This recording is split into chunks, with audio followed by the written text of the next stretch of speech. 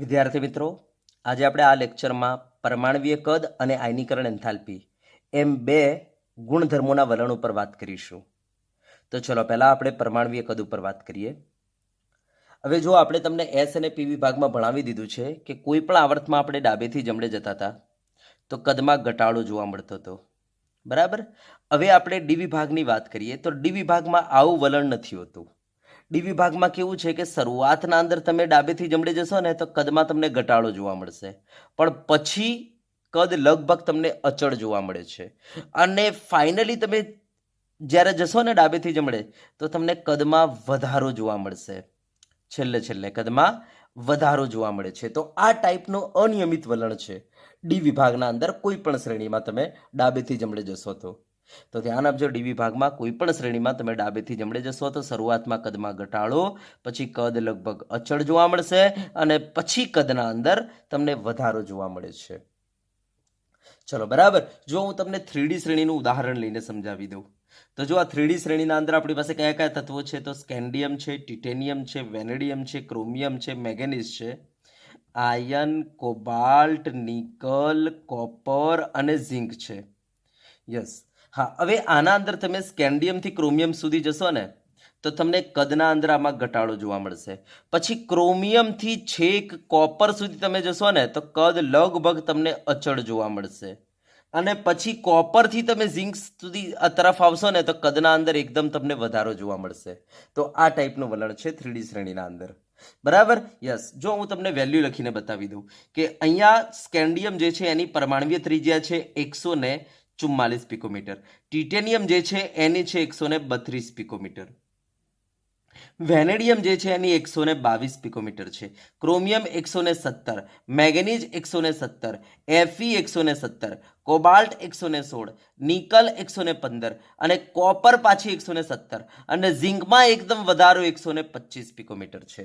તો આ ટાઈપનું છે. તો તમે જોઈ શકો છો સ્કેન્ડિયમથી ક્રોમિયમ તરફ જતા કદમાં એકદમ ઘટાડો, પછી જોવા ક્રોમિયમથી કોપર સુધી લગભગ કદ અચળ જોવા મળશે તમને, અને પછી કોપરથી ઝિંક તરફ આવશે તો કદમાં એકદમ તમને વધારો જોવા મળે છે, બરાબર. જો આને ક્રમમાં ગોઠવવા હોય તો આપણે આ રીતના ગોઠવી શકીએ કે ભાઈ જો સૌથી મોટું સ્કેન્ડિયમ, પછી એનાથી નાનું ટિટેનિયમ કદમાં, પછી એનાથી નાનું ઝિંક આવશે, પછી એનાથી નાનું વેનેડિયમ આવશે, પછી chromium equal MN equal Fe અને ઇક્વલ કોપર, આ ચાર સેમ હશે. પછી એનાથી નાનું આવશે કોબાલ્ટ અને એનાથી નાનું આવશે નિકલ.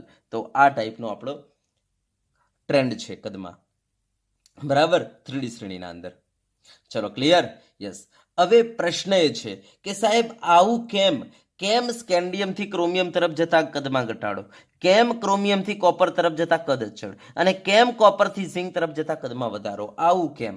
તો ચલો હવે સાંભળજો એનો જવાબ શું છે. તો જુઓ ભાઈ, સ્કેન્ડિયમથી ક્રોમિયમ તરફ જતા કદમાં ઘટાડો એટલા માટે છે કે પહેલાં તો તમને 3D શ્રેણીના જે તત્વો છે એમની સામાન્ય ઇલેક્ટ્રોન રચના ખબર હોવી જરૂરી છે.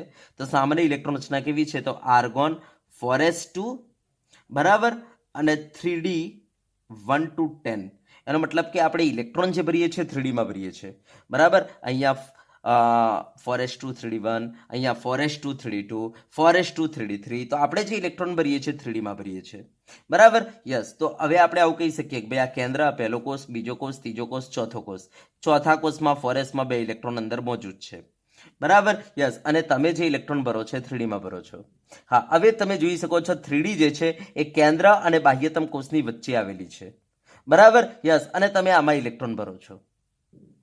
તો જેવા આમાં ઇલેક્ટ્રોન તમે ભરશો તો આ ઇલેક્ટ્રોન શું કરશે ખબર છે? આ ઇલેક્ટ્રોન શું કરશે? આ ઇલેક્ટ્રોનને અપાકર્ષશે. યસ. જેના કારણે શું થશે?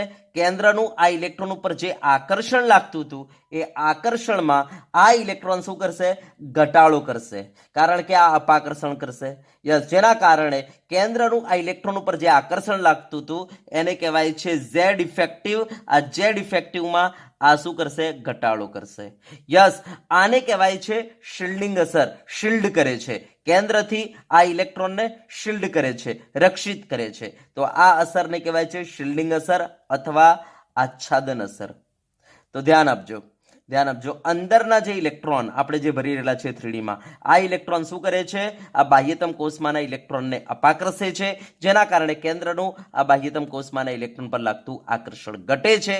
આ અસરને કહેવાય છે શિલ્ડિંગ અસર.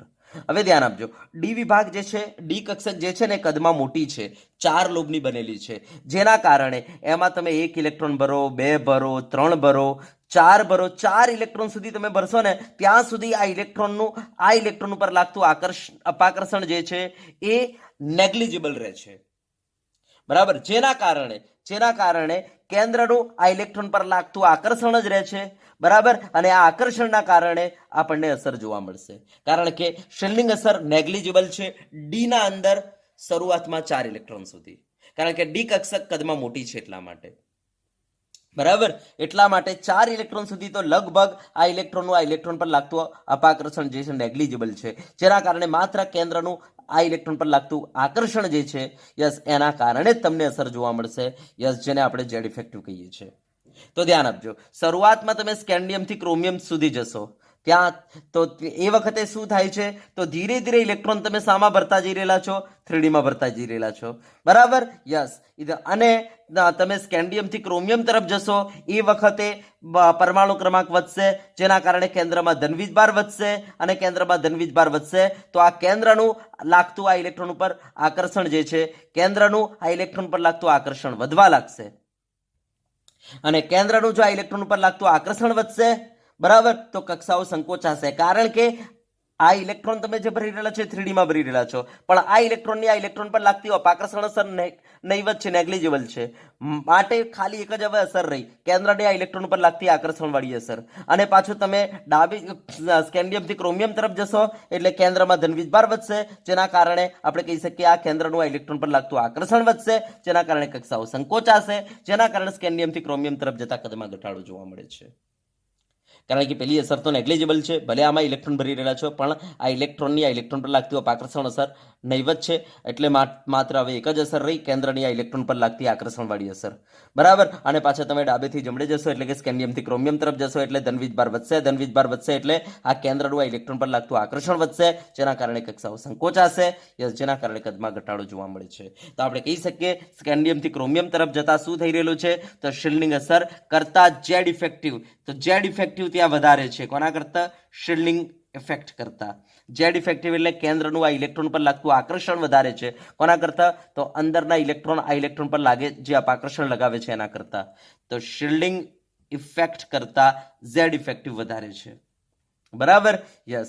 ક્યાં સુધી? સ્કેન્ડિયમથી ક્રોમિયમ સુધી. જેના કારણે શું થાય છે? આ કેન્દ્રનું આ ઇલેક્ટ્રોન પર લાગતું આકર્ષણ વધશે, જેના કારણે કક્ષાઓ સંકોચાય છે, જેના કારણે કદમાં ઘટાડો જોવા મળે છે સ્કેન્ડિયમથી ક્રોમિયમ સુધી. હા, પછી ક્રોમિયમથી તમે કોપર સુધી જશો તો આના અંદર ઇલેક્ટ્રોન વધી જાય છે. એના કારણે શું થાય છે? હવે આ ઇલેક્ટ્રોન પર લાગતું અપાકર્ષણ વધી જાય છે, યસ, જેને કહેવાય શિલ્ડિંગ અસર વધી ગઈ. તો શિલ્ડિંગ અસર વધીને આ કેટલી થઈ જાય છે? તો આ કેન્દ્રનું આ ઇલેક્ટ્રોન ઉપર જે આકર્ષણ લાગતું હતું જેને કહેવાય ઝેડ ઇફેક્ટિવ, એના જેટલી થઈ જાય છે. યસ, તો ધ્યાન આપજો, ક્રોમિયમથી કોપર સુધી તમારી શિલ્ડિંગ અસર કોના ઇક્વલ જોવા મળે છે તમને? Z effective. જેના કારણે આનો કદ કેવું તમને જોવા મળશે? અચળ જોવા મળશે. તો ધ્યાન આપજો કે ક્રોમિયમથી કોપર સુધી, બરાબર, જે શિલ્ડિંગ ઇફેક્ટ હતી, બરાબર, યસ, એ વધીને કોના બરાબર થઈ ગઈ છે? Z effective. તો ક્રોમિયમથી કોપર સુધી તમારી shielding effect equal Z effective જોવા મળે છે, જેના કારણે કદ લગભગ તમને અચળ જોવા મળશે, કારણ કે હવે ઝેડ ઇફેક્ટિવ જેટલું વધશે સામે એટલી શિલ્ડિંગ ઇફેક્ટ વધશે, અને બંને પાછી ઇક્વલ રહેશે, જેના કારણે કદમાં કોઈ વધારો નહીં કે કદમાં કોઈ ઘટાડો નહીં, એનો મતલબ કદ છેક સુધી અચળ. યસ.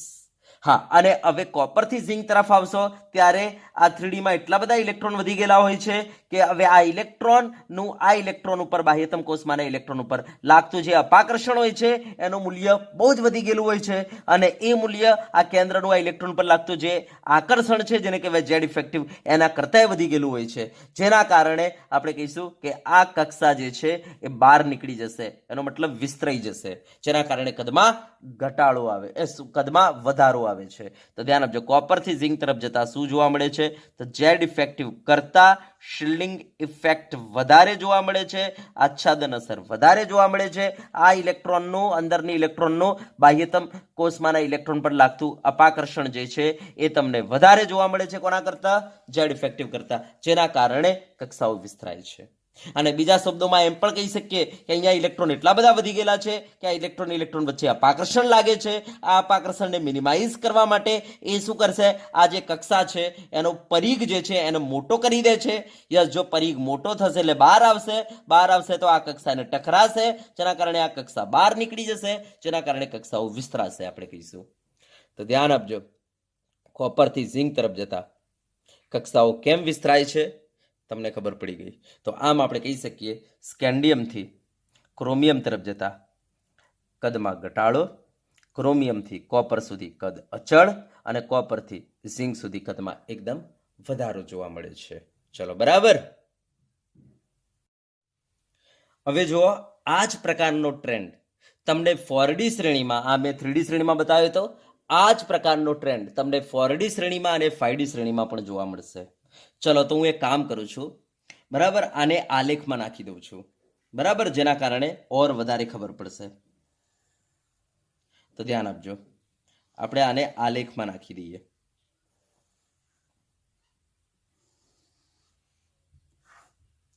ચલો બરાબર. યસ, તો આ કદ અને આ પરમાણુ. ચલો, તો ધ્યાન આપજો, પહેલા 3D શ્રેણીની વાત કરીએ. તો 3D શ્રેણીના અંદર પહેલા સ્કેન્ડિયમ, પછી ટિટેનિયમ તરફ આવો, વધી જશે, ઘટી જશે કદ, પછી વેનેડિયમ, પછી ક્રોમિયમ, પછી manganese, iron, cobalt, nickel, copper અને ઝિંક ઓર વધી જશે. તો શરૂઆતના અંદર કદમાં તમને ઘટાડો જોવા મળશે, બરાબર. યસ, પછી કદ લગભગ છેક સુધી અચળ જોવા મળશે અને પછી કદમાં વધારો જોવા મળશે, બરાબર. તો અહીંયા કહી દઈએ ભાઈ, આ સ્કેન્ડિયમ છે, આ ટિટેનિયમ છે, આ વેનેડિયમ, આ ક્રોમિયમ, આ મેંગેનીઝ, આ આયર્ન, આ કોબાલ્ટ, આ નિકલ, આ કોપર અને આ ઝિંક. તો આ મેં તમને બતાવી દીધી 3D શ્રેણી. યસ, ચલો હવે આપણે 4D શ્રેણીની વાત કરી લઈએ. તો 4D શ્રેણીના તત્વોના કદ જે છે, બરાબર, યસ, એ તમને 3D શ્રેણીના તત્વોના કદ કરતા મોટા જોવા મળશે, જેના કારણે હાઈટમાં આપણે ઉપર મૂકી દઈએ, બરાબર. અને એમાં પણ સેમ આ જ વલણ રહેશે કે શરૂઆતમાં કદમાં ઘટાડો, પછી કદ અચળ અને પછી પાછો કદ વધારો, બરાબર. તો આપણે કહીશું કે પહેલા આ ઇટ્રિયમ છે, પછી આ ઝિર્કોનિયમ, પછી આ નિયોબિયમ, બરાબર, આ મોલિબ્ડેનમ, બરાબર, આ ટેકનેશિયમ, આ રૂથેનિયમ, આ રોડિયમ, બરાબર, આ પેલેડિયમ, યસ, બરાબર, આ પેલેડિયમ, આ સિલ્વર અને આ કેડમિયમ.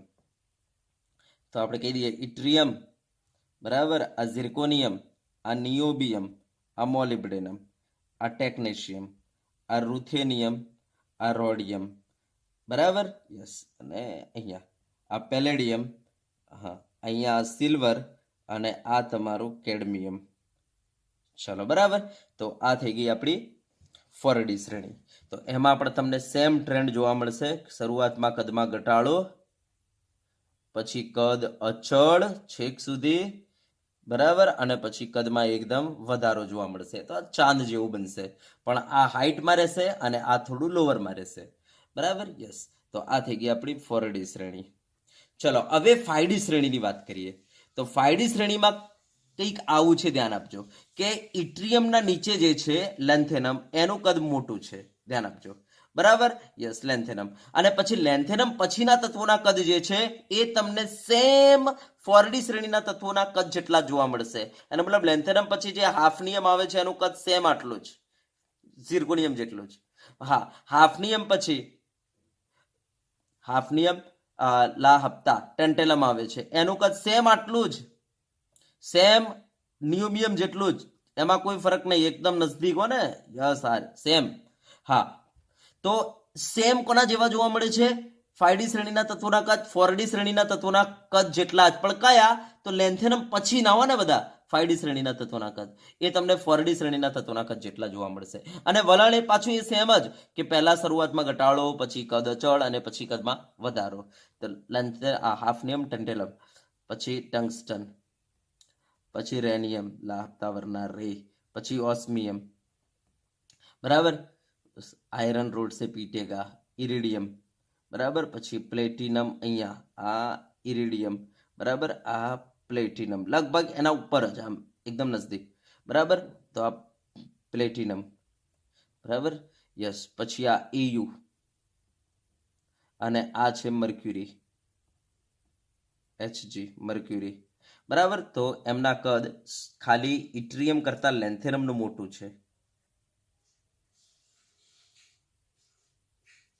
પછી જુઓ હાફનિયમ સેમ ઝિર્કોનિયમ જેટલો જ, ટેન્ટેલમ સેમ નિયોબિયમ જેટલો જ, ટંગસ્ટન સેમ મોલિબ્ડેનમ જેટલો જ, રેનિયમ રેનિયમ સેમ ટેકનેશિયમ જેટલો જ, ઓસ્મિયમ સેમ રૂથેનિયમ જેટલો જ, ઇરિડિયમ સેમ રોડિયમ જેટલો જ, બરાબર, પછી પ્લેટિનમ સેમ પેલેડિયમ જેટલો જ, બરાબર, યસ, પછી AU સેમ તમારા EG જેટલો જ, અને HG સેમ તમારા કેડમિયમ જેટલો જ, યસ. તો આવું કંઈક જોવા મળે છે વલણ.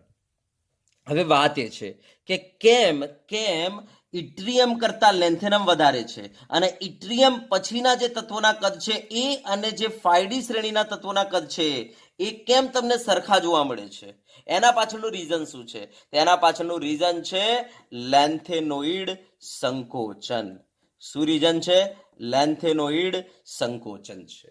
તો ચલો હવે આપણે તમને લેન્થેનોઇડ સંકોચન સમજાવી દઈએ તો આ ખબર પડી જશે કે કેમ ઇટ્રિયમ કરતા લેન્થેનમ વધારે છે અને લેન્થેનમ પછીના તત્વોના કદ તમને કેમ 4D શ્રેણીના તત્વોના કદ જેટલા જોવા મળે છે.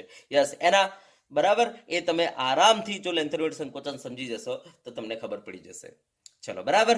તો ચલો અત્યારે મેં જે લખાયું તમને જે સમજાયું એને હું પહેલા સિમ્પલ શબ્દોમાં લખાવી દઉં છું કે જેના કારણે તમને વાંચવામાં આસાની રહેશે અને પછી લેન્થેનોઇડ સંકોચન સમજાવીને તમને આનો જવાબ આપીશ કે ઇટ્રિયમ કરતા લેન્થેનમ કદમાં મોટું છે પણ લેન્થેનમ પછીના તત્વોના કદ જે છે એમની સાઈઝ જે છે 4D શ્રેણીના તત્વોના કદની જેટલી જ છે. બરાબર, એ પછી હું તમને સમજાવું છું. ચલો તો પહેલા હું સિમ્પલ શબ્દોમાં આટલું લખાવી દઉં. ચલો તો ધ્યાન આપો. તો ચલો આપણે પહેલા પેરેગ્રાફમાં લખી દઈએ કે ભાઈ કોઈ પણ આવર્તના અંદર તમે ડાબેથી જમણે જશો તો કદમાં શું થાય છે? તમને ઘટાડો જોવા મળે છે. પણ ડી વિભાગના તત્વો જે છે એના અંદર તમે કોઈ પણ શ્રેણી લઈ લો, એમાં જો તમે ડાબેથી જમણે જશો તો કદ જે છે શરૂઆતમાં તમને ઘટતું જોવા મળશે, પછી કદ અચળ જોવા મળે છે અને ત્યારબાદ કદના અંદર વધારો જોવા મળે છે. ચલો તો આટલી બાબત આપણે પહેલા પેરેગ્રાફમાં લખી દઈએ. તો સામાન્ય રીતે કોઈ પણ આવર્તમાં ડાબેથી જમણે જતા કદમાં ઘટાડો જોવા મળે છે, પરંતુ ડી વિભાગમાં કોઈ પણ શ્રેણીમાં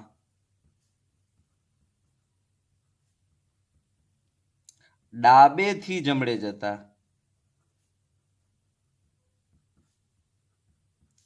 શરૂઆતમાં કદમાં ઘટાડો, ત્યારબાદ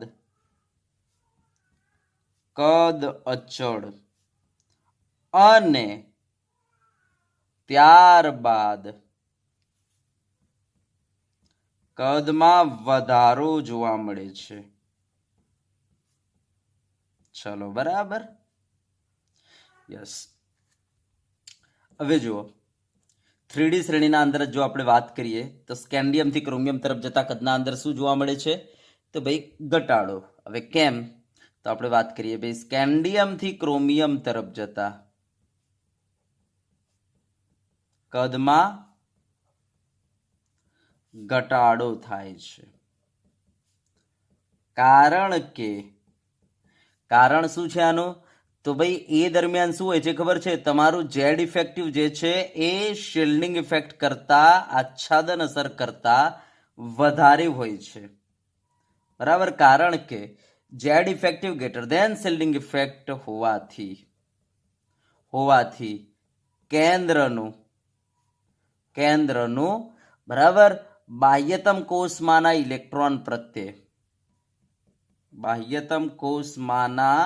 ઇલેક્ટ્રોન પ્રત્યે આકર્ષણ વધે છે,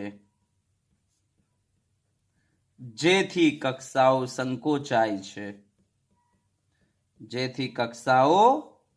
સંકોચાય છે, માટે કદમાં ઘટાડો જોવા મળે છે.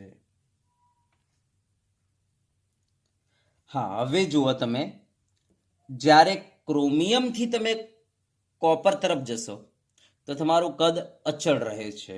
બરાબર, તો ચલો કેમ એવું? તો ક્રોમિયમથી કોપર સુધી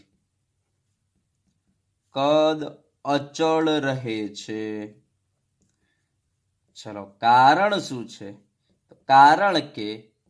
કારણ કે એ દરમિયાન શું થાય છે?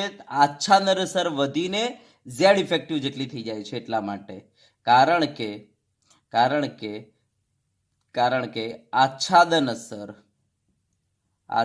અસર એટલે કે શિલ્ડિંગ અસર, હો ને, આચ્છાદન અસર એટલે શિલ્ડિંગ અસર વધીને ઝેડ ઇફેક્ટિવ જેટલી થઈ જાય છે,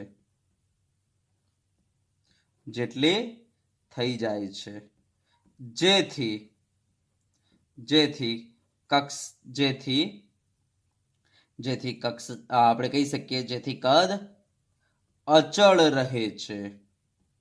બરાબર, જેથી તમારી કક્ષાઓ વિસ્તરાશે નહીં કે સંકોચાશે નહીં. કદ કેવું રહેશે? માટે અચળ રહે છે. ચલો, હવે તમે જેવું કોપરથી ઝિંક તરફ આવશો તો કદના અંદર તમને શું જોવા મળે છે? વધારો. અને કેમ વધારો? તો સાંભળો, કોપરથી ઝિંક તરફ જતા કદમાં વધારો જોવા મળે છે. ચલો, શું કારણ છે? તો કારણ કે, ધ્યાન આપજો, બરાબર, કારણ કે એ વખતે શું થઈ જાય છે? ઝેડ ઇફેક્ટિવ ને, ધ્યાન આપજો, શિલ્ડિંગ ઇફેક્ટ, આચ્છાદન અસર ઓવરકમ કરી દે છે, ઉપરવટ કરી નાખે છે. કોણ? Shielding effect. બરાબર, યસ. તો શિલ્ડિંગ ઇફેક્ટ જે છે, બરાબર, એ વધી જાય છે. કોના કરતા? આચ્છાદન અસર કરતા એ દરમિયાન. બરાબર, યસ. જેના કારણે શું થશે? કેન્દ્રનું, બરાબર, બાહ્યતમ કોષમાંના ઇલેક્ટ્રોન ઉપર જે આકર્ષણ લાગે છે એ ઘટી જશે. બરાબર, જેથી કક્ષાઓ વિસ્તરાય છે. તો કારણ કે Z effective less than shielding effect હોવાથી કેન્દ્રનું બાહ્યતમ કોષમાંના ઇલેક્ટ્રોન પર લાગતું આકર્ષણ ઘટે છે. જેથી, બોલો શું થશે? કક્ષાઓ વિસ્તરાય છે, માટે કદમાં વધારો થાય છે. સમજી ગયા? યસ. અથવા એમ પણ કહી શકીએ કે ભાઈ ઇલેક્ટ્રોનની સંખ્યા જે છે એ વધી જશે તમારી કક્ષામાં, 3D કક્ષકમાં, જેના કારણે ઇલેક્ટ્રોન વચ્ચે અપાકર્ષણ વધી જશે, જેના કારણે કક્ષાઓ વિસ્તરાય છે, એમ પણ આપણે કહી શકીએ. ચલો, ક્લિયર છે? યસ. તો આ મેં તમને એકદમ સિમ્પલ શબ્દોમાં લખાણ લખાવી દીધું. ચલો, હવે આપણે તમને સમજાવીશું કે ભાઈ લેન્થેનોઇડ સંકોચન કોને કહેવાય અને એની શું અસર છે આપણા 5D શ્રેણીના લેન્થેનમ પછીના તત્વો ઉપર. તો ચલો એની વાત કરીએ. તો ચલો, લેન્થેનોઇડ સંકોચન કોને કહેવાય? લેન્થેનોઇડ સંકોચન કોને કહેવાય? તો ચલો સાંભળો કે લેન્થેનોઇડ શ્રેણીના અંદર તમે સેરિયમથી લુટેશિયમ તરફ જશો ને, એટલે કે ડાબેથી જમણે, તો તમને આ રીતના કદના અંદર ઘટાડો થતો જોવા મળશે.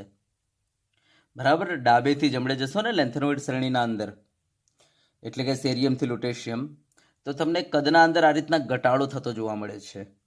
યસ, આ જે અસર છે ને એને કહેવાય છે લેન્થેનોઇડ સંકોચન, લેન્થેનોઇડ કોન્ટ્રાક્શન આવું કહેવાય છે. હવે કેમ ઘટાડો થતો જોવા મળે છે, ચલો એના ઉપર વાત કરીએ. તો ધ્યાન આપજો, લેન્થેનોઇડ શ્રેણીના જે તત્વો છે એમની સામાન્ય ઇલેક્ટ્રોન રચના ઝેનોન 4f1214, બરાબર, 4f1214, 5d0 થી 1, 6s2. તો આ છે લેન્થેનોઇડ શ્રેણીના તત્વો જે છે એમની સામાન્ય ઇલેક્ટ્રોન રચના. તો હવે ધ્યાન આપજો, તમે જેમ જેમ ડાબેથી જમણે જશો એમ એમ ઇલેક્ટ્રોન જે છે ને 4f માં ભરાતા જાય છે. યસ, અને 4f ક્યાં આવેલી છે? ચોથા કોષમાં. જ્યારે આનો બાહ્યતમ કોષ કયો છે? છઠ્ઠો છે. બરાબર, તો ધ્યાન આપજો, આ આપણી પાસે પરમાણુ, આ પહેલો કોષ, બીજો કોષ, ત્રીજો કોષ, ચોથો કોષ. યસ, આમાં 4f કક્ષક આવેલી છે. પાંચમું અને છઠ્ઠો, આ છઠ્ઠામાં 6s કક્ષક આવેલી છે. તો છઠ્ઠા કોષના અંદર 6s કક્ષક આવેલી છે, જેના અંદર 2 ઇલેક્ટ્રોન મોજૂદ છે. બરાબર, અને તમે ડાબેથી જમણે જશો તો જે ઇલેક્ટ્રોન ભરાય છે 4fમાં ભરાય છે, અને આ 4f કક્ષક જે છે કેન્દ્ર અને બાહ્યતમ કોષ એની વચ્ચે આવેલી છે. યસ, અને તમે ડાબેથી જમણે જશો તો આ 4fમાં ઇલેક્ટ્રોન ભરાતા જાય છે. બરાબર, યસ. હા, હવે જેમ જેમ 4fમાં ઇલેક્ટ્રોન ભરાતા જશે એમ એમ શું થશે? આ ઇલેક્ટ્રોન શું કરશે? આ બાહ્યતમ કોષમાંના ઇલેક્ટ્રોનને અપાકર્ષણ કરશે, જેનાથી શું થશે? કેન્દ્રનું આ બાહ્યતમ કોષમાંના ઇલેક્ટ્રોન ઉપર લાગતું જે આકર્ષણ છે ને, યસ, એ આકર્ષણના અંદર ઘટાડો કરશે. યસ, અને આ અસરને આપણે શું કહીએ છીએ? આચ્છાદન અસર કહીએ છીએ. આ જે ઘટાડો થાય છે ને કેન્દ્રનું બાહ્યતમ કોષમાંના ઇલેક્ટ્રોન ઉપર લાગતા આકર્ષણના અંદર આ જે ઘટાડો થયો એ ઘટાડાને કહેવાય છે આચ્છાદન અસર. બરાબર. હા, હવે ધ્યાન આપજો, આ 4f કક્ષક જે છે ને કદમાં બહુ મોટી છે, જેના કારણે આ 4f ના અંદર 14 ઇલેક્ટ્રોન હું ભરી નાખું ને તો પણ આ ઇલેક્ટ્રોનનું બાહ્યતમ કોષમાંના ઇલેક્ટ્રોન ઉપર લાગતું જે અપાકર્ષણ છે ને એ નહિવત રહે છે, જેથી કેન્દ્રનું બાહ્યતમ કોષમાંના ઇલેક્ટ્રોન ઉપર લાગતું જે આકર્ષણ છે ને એ ઘટતું નથી. ધ્યાન આપજો. બરાબર, યસ.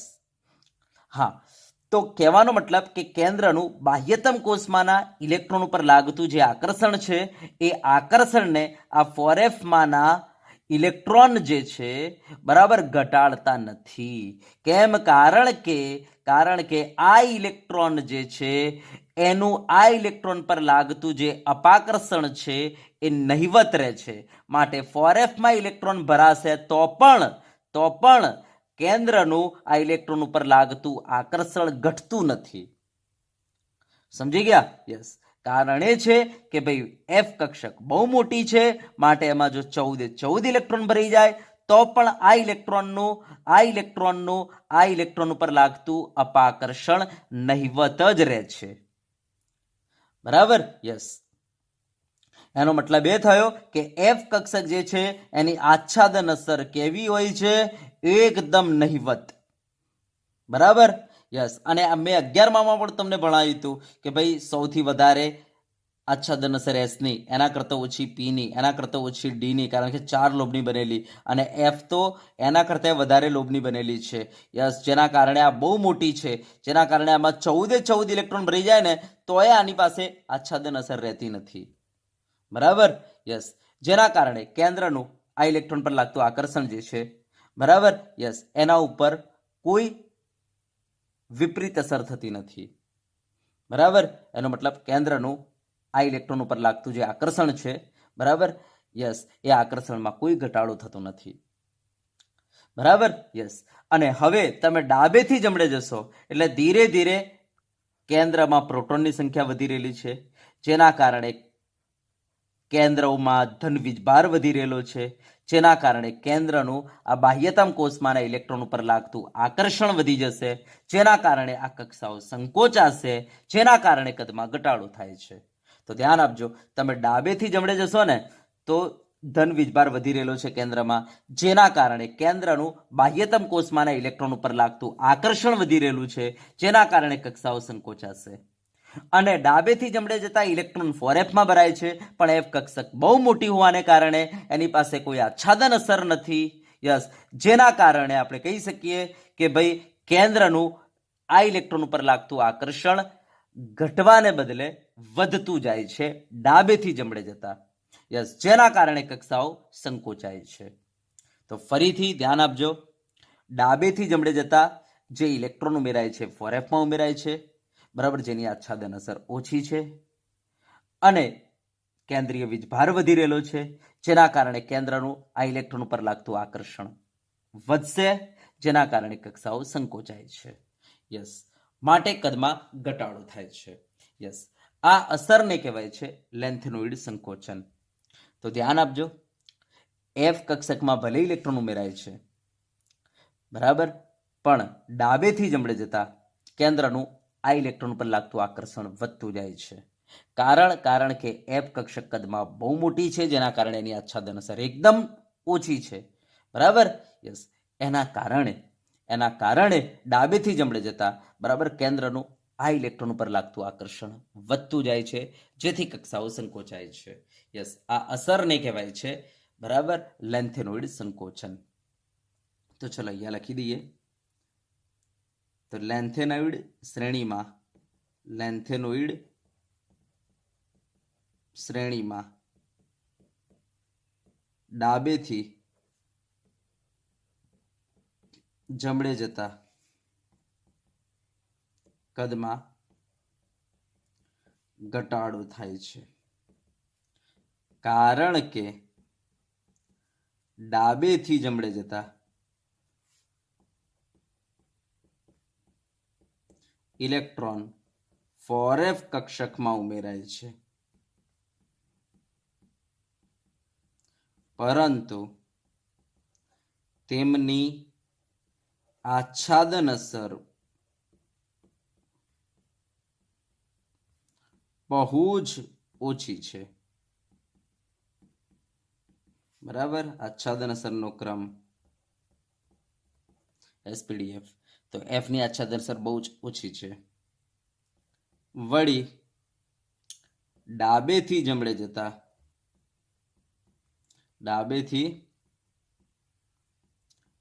જતા પરમાણુ ક્રમાંક વધે છે,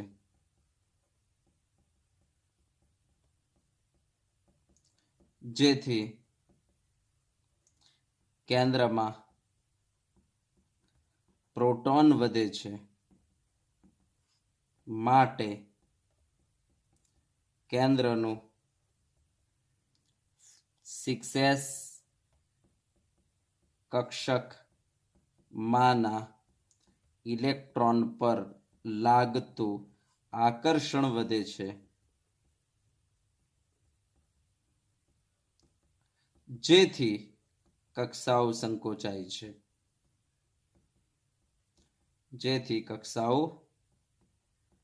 સંકોચાય છે, માટે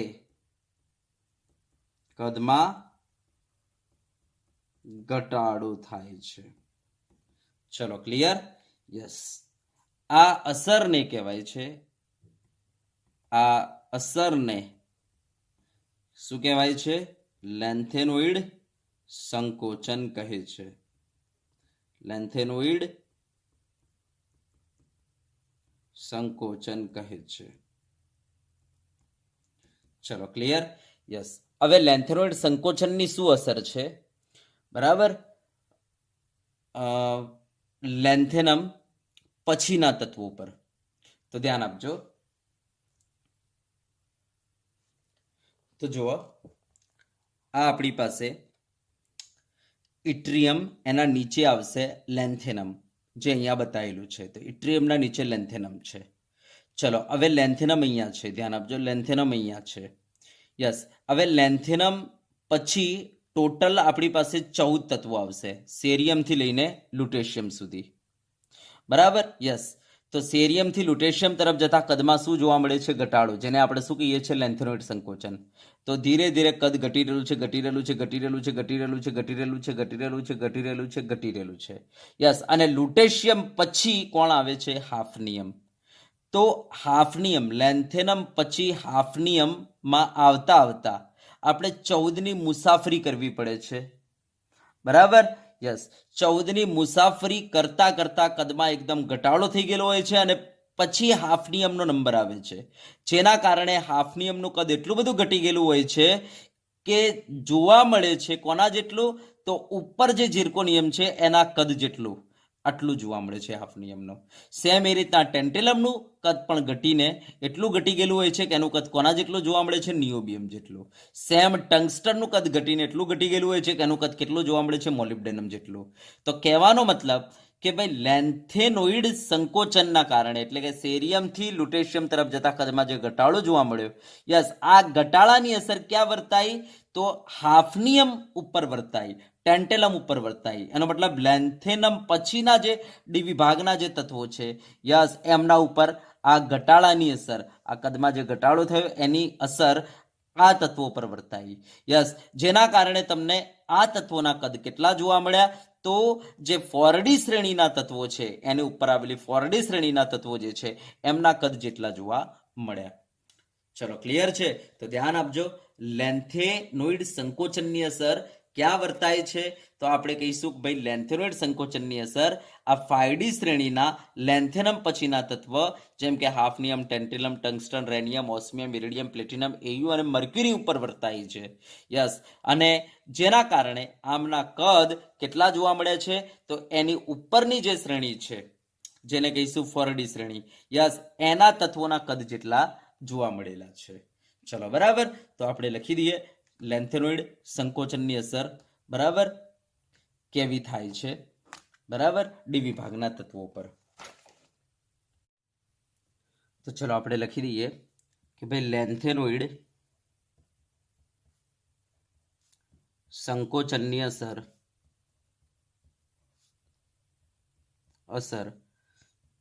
5D શ્રેણીના લેન્થેનમ પછીના તત્વોના કદ પર થાય છે, બરાબર. ચલો, શું થાય છે તો કહી દો. આ અસરથી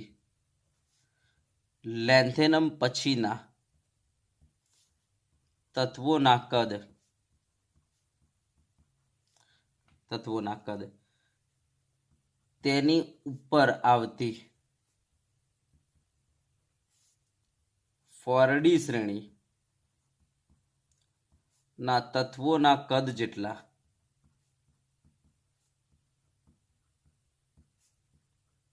જોવા મળે છે. ચલો, બરાબર. યસ, તો આ થઈ ગયું લેન્થેનોઇડ સંકોચન અને એનાથી થતી અસર. ચલો, હવે અહીંયા પરમાણુય કદ આપણો પૂરો થાય છે. હવે આપણે તમને આયનીકરણ એન્થાલ્પી સમજાવી દઈએ. તો ચલો હવે આયનીકરણ એન્થાલ્પી પર વાત કરીએ. તો ચલો હવે આપણે આયનીકરણ એન્થાલ્પી ઉપર વાત કરીએ.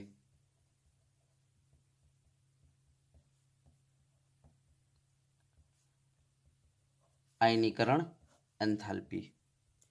તો ધ્યાન આપજો, કોઈ પણ આવર્તના અંદર તમને ખબર છે કે જો આપણે ડાબેથી જમણે જઈએ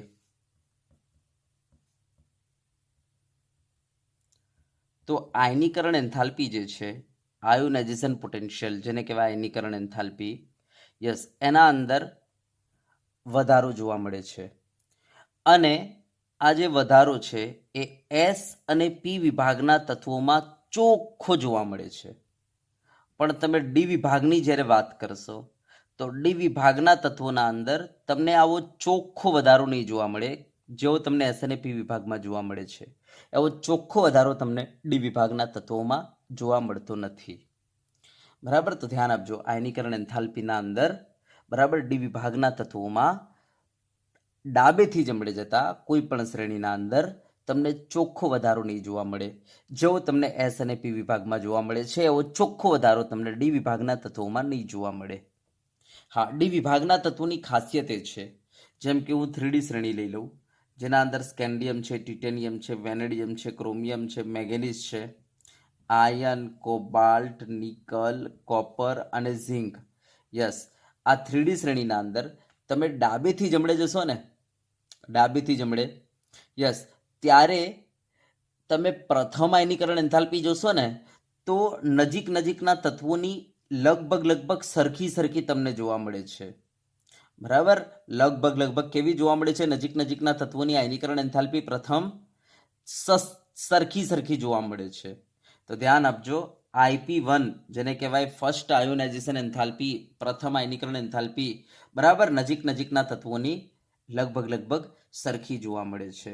અને આ જ રીતના IP2 દ્વિતીય આયનીકરણ એન્થાલ્પીના મૂલ્યો પણ નજીકના તત્વોની સરખા જોવા મળે છે. ધ્યાન આપજો, નજીકના તત્વોની દ્વિતીય આયનીકરણ એન્થાલ્પીના મૂલ્યો પણ સરખા જોવા મળે છે. હા, અપવાદ છે ક્રોમિયમ. તો ક્રોમિયમની તમે દ્વિતીય આયનીકરણ એન્થાલ્પી જોશો ને તેના પડોશી તત્વો જે છે વેનેડિયમ અને મેંગેનીઝ એના કરતા વધારે છે. સેમ એ જ રીતના કોપરની દ્વિતીય આયનીકરણ એન્થાલ્પીનું મૂલ્ય પણ એના પડોશી તત્વો નિકલ અને જે ઝિંક છે ને એના કરતા વધારે છે. બરાબર, નિકલ અને ઝિંક કરતા કેવા છે? વધારે છે કોપરની દ્વિતીય આયનીકરણ એન્થાલ્પીનું મૂલ્ય પણ. તો ધ્યાન આપજો, પ્રથમ આયનીકરણ એન્થાલ્પીના મૂલ્ય તો લગભગ બધાના સરખા જ છે. દ્વિતીય આયનીકરણ એન્થાલ્પીના મૂલ્યો પણ સરખા છે, પણ અપવાદ આ છે કે ભાઈ ક્રોમિયમની દ્વિતીય આયનીકરણ એન્થાલ્પી એના પડોશી તત્વો કરતા વધારે છે અને સેમ કોપરની દ્વિતીય આયનીકરણ એન્થાલ્પી પણ એના પડોશી તત્વો કરતા વધારે છે. અને એના પાછળનું કારણ શું છે? તો જો ભાઈ ક્રોમિયમની ઇલેક્ટ્રોન રચના બરાબર ચેક કરો તો આર્ગોન 4s1 3d5 છે.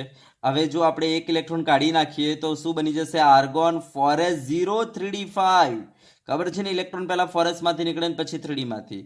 ચલો, હવે બીજો ઇલેક્ટ્રોન જો આપણે કાઢવા જઈશું તો એ શામાંથી નીકળશે? ડી માંથી. અને ડી કક્ષક કેવી છે? અર્ધપૂર્ણ. અને અર્ધપૂર્ણ ડી પેટાકોષ જે છે એ કેવું હોય? એકદમ સ્થાયી. યસ, માટે એમાંથી ઇલેક્ટ્રોન કાઢવો બહુ મુશ્કેલ છે, માટે ખૂબ જ વધારે ઉર્જાની જરૂર પડશે.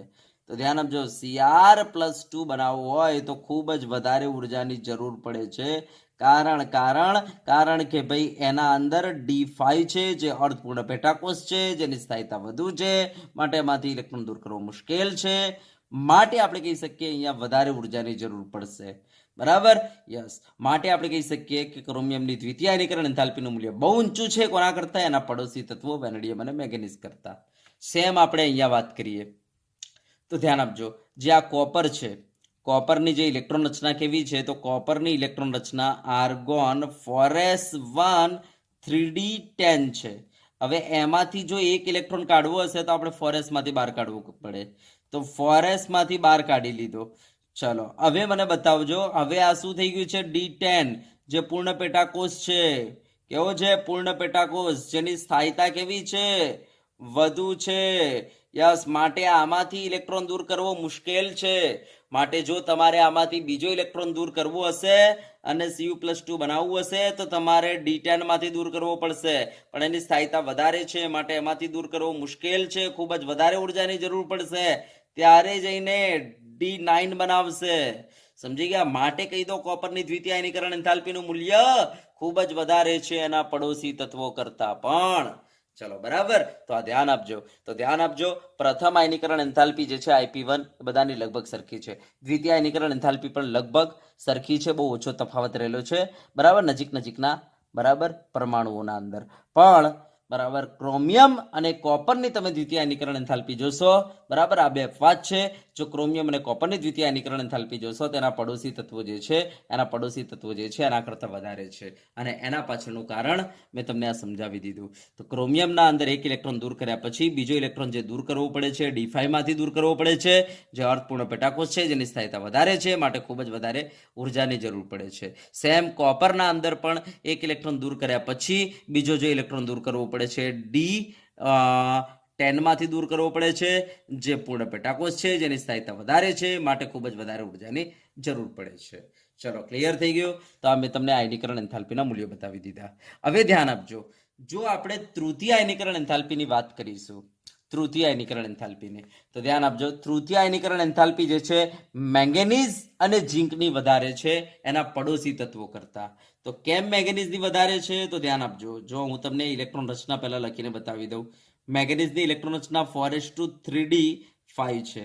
તો આમાંથી 2 ઇલેક્ટ્રોન દૂર કર્યા પછી, દાખલા તરીકે 2 ઇલેક્ટ્રોન આપણે દૂર કર્યા હશે ત્યારે આની ઇલેક્ટ્રોન રચના શું બની ગઈ હશે? 4s0 3d5 બની ગયેલી હશે. અને હવે જો ત્રીજો ઇલેક્ટ્રોન દૂર કરવો હોય તે શામાંથી દૂર કરવો પડશે? d5 માંથી.